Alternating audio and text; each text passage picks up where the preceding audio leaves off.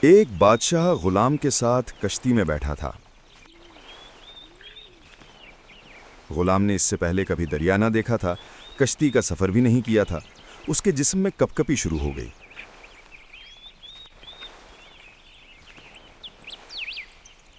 ڈر کے مارے اس نے رونا دھونا شروع کر دیا۔ اس کے اس رویے پر بادشاہ کو تکلیف ہوئی۔ اسے چپ کرنے کے لیے کوئی تدبیر سمجھ میں نہیں آ رہی تھی۔ اس کشتی میں ایک دانا آدمی بھی تھا۔ اس نے بادشاہ سے کہا کہ اگر آپ حکم دیں تو اسے چپ کر دوں۔ بادشاہ نے کہا کہ بڑی مہربانی ہوگی۔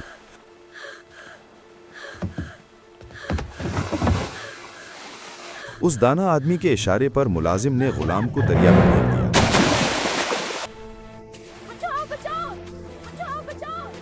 جب وہ چند غوطے کھا چکا تو ملازم نے غلام کو پکڑ کر پھر سے کشتی میں بٹھا دیا۔ اس غلام نے کشتی کو دونوں ہاتھوں سے پکڑ لیا اور پھر آرام سے بیٹھ گیا۔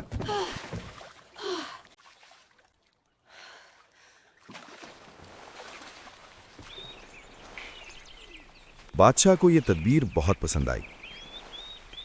دانا آدمی سے بادشاہ نے پوچھا کہ اس میں کیا حکمت تھی۔